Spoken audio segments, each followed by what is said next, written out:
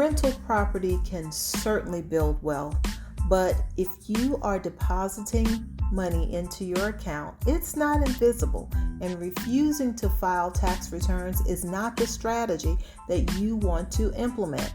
A Virginia landlord learned this lesson the hard way with a 3-year prison sentence. I'm Deltrease Hart-Anderson. Welcome to another episode of Tax Problem Solved, where we keep the IRS out of your pocketbooks, wallets, and bank accounts. Today, we're going to talk about why rental property is easier for the IRS to trace than many investors realize, the difference between simply owing taxes and committing a tax crime, and the dangerous mistakes that can turn an unresolved filing problem into a federal prosecution. So before we get into it, I just want to be very clear. People do not ordinarily go to prison simply because they owe the IRS or can't afford to pay their tax bill. But when unfiled returns are combined with hidden income, false statements, concealed assets, or attempts to interfere with the IRS, a civil tax problem can become a criminal tax problem, okay? So I just want to put that in your head. I don't want you to go out there running scared and saying, oh my gosh, I got to get my taxes filed before I go to jail. You do need to get your taxes filed. Going to jail is a last resort, especially if done right. So let's just get into it. In February of this year, the Justice Department announced that a Virginia landlord had been sentenced to 3 years in federal prison for obstructing the IRS and willfully failing to file federal income tax returns. So the headline may make it sound as though he went to prison simply because he didn't file, but it was way more to the story than that. The landlord owned and operated rental properties. He received rental income and failed to file returns for several years. He also allegedly took steps to interfere with the IRS as it attempted to determine and collect the taxes. So that distinction is very important. People owe money, y'all, every day. I talk to people every day in tax trouble. They owe money. They haven't filed their tax returns. It's okay for a short period of time, let me just say. So a taxpayer could owe because of inadequate withholdings, missed some estimated tax payments, sold some property unexpected, didn't prepare for those capital gain taxes. It could have been a business failure, a divorce, illness, or whatever the financial hardship was, right? Even when someone fails to file the tax return, IRS will generally begin with civil enforcement. That's going to be a notice. They might even prepare the return for you, called substitute for return, and they'll put some, of course, penalties and interest. They might lien, they might levy, but all of those are civil enforcements, okay? However, willfully refusing to file a tax return and then deliberately interfering with the IRS can take this civil matter, can take it up a notch. And that's when it can turn into a criminal matter, all right? So landlords should understand rental income is easier to trace anymore. It's easier than you may realize. So if your tenants are paying through any type of electronic payment system, online collection platform, ACH, payment apps, direct deposit, if you have a property manager, all of these payments create an electronic trail, okay? So the IRS can compare those deposits from whatever the sources are. They compare those deposits going into your account with the rental income that you reported on your tax return. If thousands of dollars are coming in every month, but little to no rental income appears on your tax return, then that difference can raise a red flag. So remember, electronic payments will do it to you. Now, electronic payments are only a part of the paper trail. The property managers, they have those ledgers. They're going to send you an annual statement. Well, you'll probably get one monthly as well, but you'll definitely get an annual statement that's showing all the income. It will also show the expenses for repairs and maintenance and all those things as well, but pay close attention and make sure that the property manager statement has, and your tax return has, either your tax return should have more or at least what the property manager has reported, okay? Providing that you had a property manager all year long.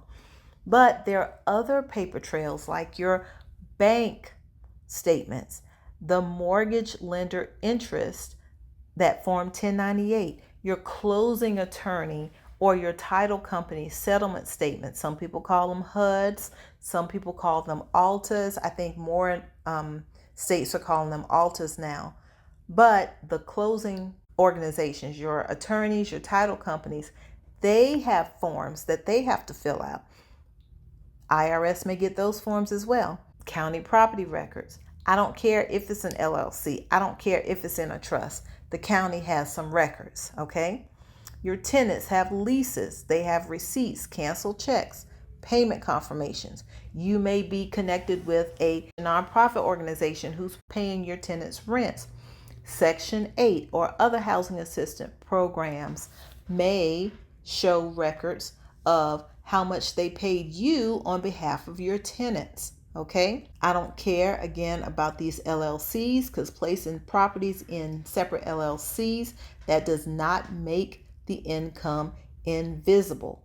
Putting them in trust, putting your properties in trust, that doesn't make it invisible. I'm telling you, I promise you. So that LLC is going to provide the legal protection. That trust is going to provide legal protection. Okay, building wealth protection, easier to pass down to whomever you're passing it on to. Okay. However, it does not eliminate your tax reporting responsibilities. The IRS can examine who owns the LLC, who controls the bank account, who ultimately benefits. So who's the trustees, the beneficiaries from that rental income. Another misconception is that owning rental property automatically means you should not owe taxes. I hear that so often when I am having consultations. People were like, oh, I own this real estate, I shouldn't owe any taxes. That is not always the case. Okay? Yes, landlords are entitled to deductions for qualified expenses, and you're also entitled to different strategies. I know everyone talks about the cost segregation. Well, everybody may not qualify for the cost segregation, but if you are, then yes, that's something that's a big deduction or a larger deduction where you can accelerate your depreciation. However, deductions are not the same as hiding income. You have to report the income, and then you can claim the legitimate deduction supported by your records. A personal expense does not become deductible simply because it was paid from the LLC account. A cost segregation study does not make unreported rent legal. It just doesn't. That's not how it works. That's not how any of this works. So now let's talk about the difference, that line between a civil tax problem and a criminal tax problem. If you file an accurate return but cannot pay your balance, you may have collection options, okay? There's several of them out there. I've talked about them a lot of times. Installment agreements, partial pay installment agreements, offering compromise, currently non-collectible, different variations of all of those resolution options. But those options require honest financial disclosure, because believe you me, the IRS can find out whether you are telling them the truth or not when it comes to these financial disclosures. You tell them how much income that you have, it better match up with what they have, okay? Those options are there. But the situation becomes more dangerous when someone lies to the IRS, hides the bank accounts, transfers property into someone else's name while they still control the asset, they still control the property. If someone destroys records or submits false information about their income, their assets, that is where the criminal aspect comes in. Okay? If the IRS asks you to complete a collection financial statement, you are expected to disclose all of your income, all of your accounts, investments, your investment properties, your business interests, any real estate that you own, any other big ticket items or other assets. Okay? So if you leave that rental property off, leaving that rental property off of your financial statement does not protect it. You're harming yourself. Sending the rent to someone else's bank account that does not make the IRS stop, knowing that it is your income. Transferring the property to your mom, your kids on paper, but you still have control of it, you're making matters worse. Don't do it. That cover up becomes more dangerous than the original tax debt. If you're a landlord with unfiled returns, start by determining which returns are missing. Get your IRS transcript, get your wage and income transcript, reconstruct the rental activity in a legal way, okay? Get those leases, the bank statements, the property management reports if you have them, mortgage interest statements, insurance records, receipts, closing statements, those depreciation schedules. You need all the things to determine whether the IRS is going to determine whether this is a civil matter or a criminal matter. And what you don't want is the IRS to prepare a tax return for you. That's called the substitute for return. And that return is going to include all the income that the IRS can get their hands on. Okay? However, that return is not going to include all of your deductions, your expenses, your depreciation, your cost segregation, any other tax benefits or tax strategies you could have qualified for on an accurately prepared return. Filing a correct return is going to reduce your tax balance, but ignoring a substitute return will not make it disappear. Going forward, you need to maintain a system for each property. You need to track all rents received, including electronic and cash payments. Reconcile those bank statements to those rent records. Separate your repairs from your improvements. Preserve closing statements. Maintain those depreciation schedules. Some of you may go from one tax preparer to the next. You need to take or keep, I should say, every depreciation schedule regardless to who prepares your return. Make sure you get that depreciation schedule. Okay? Make sure every property and entity is reported on the correct tax return. You're going to report it differently if you're a partnership or an S Corp or a C Corp even, versus it reporting it on your personal return. Real estate is powerful. It can be a powerful wealth building tool, but it's not a hiding place.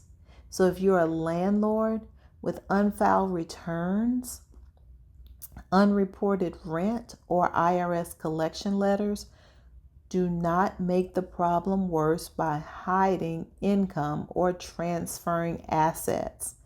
Get those returns reconstructed or prepared in the first place. Determine the correct liability and evaluate your legal, your lawful resolution options. That's all I have for you guys today. Thank you so much for listening to another episode of Tax Problem Solved. If you are a landlord with unfiled returns, unreported rents, IRS letters, give us a call or schedule a time to chat with me at www.callthetaxpro.com. That's www.callthetaxpro.com. Let's solve your tax problem before the IRS starts solving it for you. I'm Deltrease Hart-Anderson, keeping the IRS out of your pocketbooks, wallets, and bank accounts. Till next time, bye y'all.